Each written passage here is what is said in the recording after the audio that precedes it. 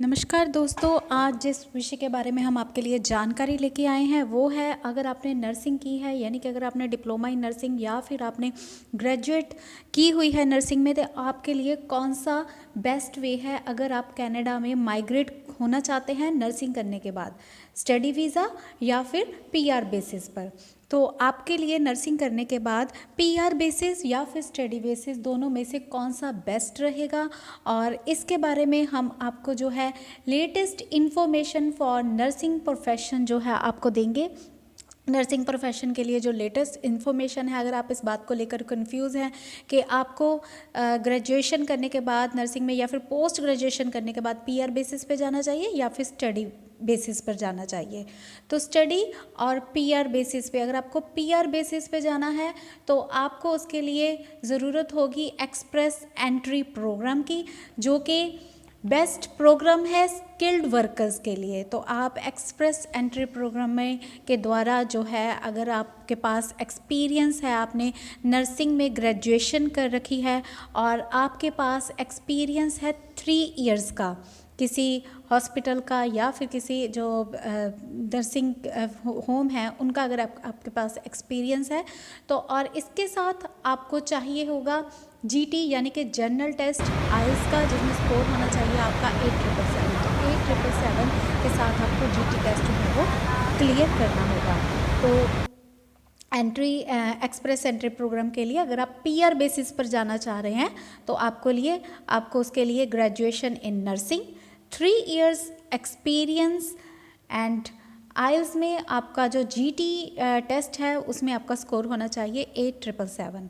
तो इसके साथ ही अगर आप पोस्ट ग्रेजुएट हैं तो फिर आपको सीआर स्कोरिंग यानी कि कॉम्प्रिहेंसिव रैंकिंग सिस्टम स्कोर जो है वो आपको उसके हिसाब से भी आप जो है वो कर सकते हैं। और पीआर होल्डर्स को बहुत सारे बेनिफिट, अगर आप PR as a PR basis पर जा रहे हैं तो आपकी फैमिली के साथ जाने का मौका मिलेगा, आप अपनी फैमिली के साथ जाएंगे और इसके साथ आपको बहुत सारे बेनिफिट्स जो हैं जो कनाडा की ओर से हैं आपको मिलते हैं। और इसके लिए आपको सबसे पहले तो ये बात कि आपको बहुत ज़्यादा अमाउंट इसमें खर्च करने की ज़रूरत नहीं पड़ती, जैसे कि स्टडी वीज़ा पर बहुत ज़्यादा पैसा जो है वो खर्च करने की ज़रूरत पड़ती है। लेकिन इसकी एडवांटेज होने के साथ साथ इसके कुछ डिसएडवांटेज भी है, जैसे कि आपको कई साल तक रुकना होगा, पहले ग्रेजुएशन करनी होगी, उसके बाद आप वेट करनी होगी आपको 3 इयर्स के लिए, यानी कि 3 इयर्स का आपको एक्सपीरियंस लेना होगा। उसके बाद जो जीटी आइल्स है उसमें आपको 8777 जो बैंड्स है उसकी रिक्वायरमेंट है। अगर आपको आइल्स आपका क्लियर नहीं हो रहा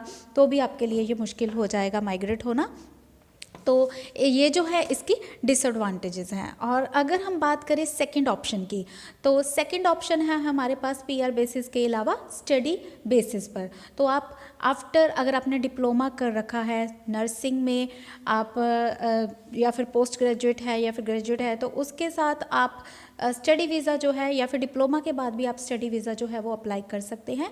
और इसके साथ अगर आपको ये एडवांटेज होगी कि आप इसके साथ के साथ जो है स्टडी वीज़ा पर जा सकते हैं, यानी कि आप आफ्टर +2 या फिर डिप्लोमा, आफ्टर डिप्लोमा जो है आप आइल्स, और आइल्स के लिए भी इसमें आपको एकेडमिक टेस्ट देना होता है और इसके लिए आपको इतनी बैंड्स की रिक्वायरमेंट नहीं है, यानी कि 8777 बैंड की जगह आपके 6.5 और या फिर 7 जो है उसकी, बाकी डिपेंड करता है कि आप कौन से कॉलेज में जो है वो आप एडमिशन ले रहे हैं, कौन से कॉलेज में आपको जाना है। और अगर आपने, जब आप एक बार स्टडी अपनी कंप्लीट कर लेते हो कनाडा में जाके, फिर आपको जो है वो वर्क परमिट लेना होता है, जो कि आपको वर्क परमिट है 3 साल के लिए मिलता है। बाकी डिपेंड करता है कि उसकी टाइप, या जो आपने स्टडी की है उसकी टाइप या फिर ड्यूरेशन जो है वो कनाडा में कितनी है। और वर्क परमिट के दौरान जो है आप क्रैक कर सकते हैं अपने एंट्रेंस एग्ज़ाम को CRNE या फिर NCLEX के लिए, और उसके बाद आप RN या फिर LPN के लिए अप्लाई भी कर सकते हैं। तो उसके बाद आप अगर परमानेंट रेजिडेंस के लिए, यानी कि जब आपने RN और LPN जो है वो NCLEX या फिर CRN क्लियर करने के बाद आप अगर RN या LPN हो जाते हैं, तो उसके बाद आप परमानेंट रेजिडेंस के लिए यानी कि PR के लिए आप कनाडा में अप्लाई कर सकते हो, चाहे आप एक्सप्रेस एंट्री प्रोग्राम के थ्रू अपनी जो रिक्वायरमेंट्स है उनको भी आप फुलफ़िल जो है वो कर सकते हैं। और स्टडी वीज़ा की अगर बात की जाए तो उसकी एडवांटेजेस हैं। एडवांटेजेस 6.5 एक तो आपको बैंड चाहिए या फिर 7 बैंड चाहिए एकेडमिक टेस्ट में।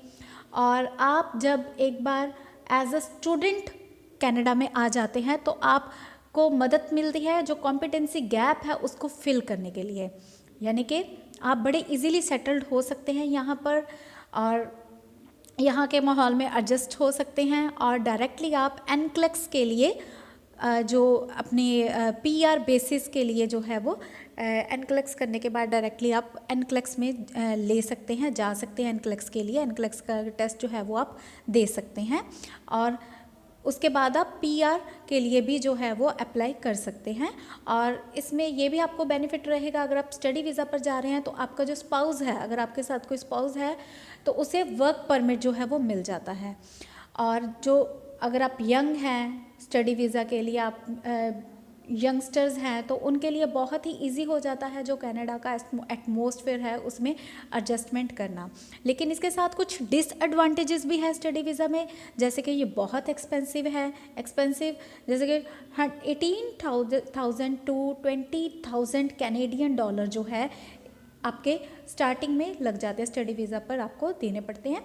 और इसके लिए बहुत ही लॉन्ग टाइम के लिए आपको पीआर के लिए वेट करनी होगी, यानी कि पहले 2 इयर्स आपको मिनिमम स्टडी के लेने होंगे और उसके बाद 3 इयर्स आपको वर्क परमिट के जो है वो चाहिए। तो ये थोड़ा सा हार्ड भी है, डिफ़िकल्ट भी है। और अगर आप स्टडी और वर्क दोनों ही इकट्ठा कर रहे हैं तो दोनों आपके लिए हार्ड भी हो सकते हैं। तो इसके लिए एक बेहतर, तो अगर आप +2 पास हैं और उसके बाद आपके पास कोई पोस्ट सेकेंडरी डिप्लोमा है, 1 ईयर पोस्ट सेकेंडरी डिप्लोमा है, या फिर आप बीएससी हैं या बीए है, या फिर आपने कोई पोस्ट सेकेंडरी डिप्लोमा जो है वो कर रखा है, तो आप नैनी कोर्स करके एक बेहतर मौका जो है वो आप पा सकते हैं कनाडा माइग्रेट होने का। तो उसके लिए आप नैनी कोर्स अगर आप करना चाहते हैं, इसके विषय में पूरी जानकारी चाहते हैं, तो आप हमारे दिए गए व्हाट्सएप नंबर पर सिर्फ व्हाट्सएप ही कीजिए। हमारा व्हाट्सएप नंबर है 9872468540। तो ये बहुत ही एक बेहतरीन और आपके लिए बहुत ही गोल्डन अपॉर्चुनिटी है। आप नैनी कोर्स करके जो है माइग्रेट हो सकते हैं कनाडा। और इसके लिए आइल्स की रिक्वायरमेंट भी कोई ज़्यादा नहीं है, सिर्फ 5 बैंड ही जो है वो आपको लेने होते हैं, वो भी जीटी में। तो अगर ये जानकारी आपको अच्छी लगी हो तो प्लीज़ वीडियो को लाइक करें, शेयर करें और हमारे चैनल को सब्सक्राइब ज़रूर करें। धन्यवाद।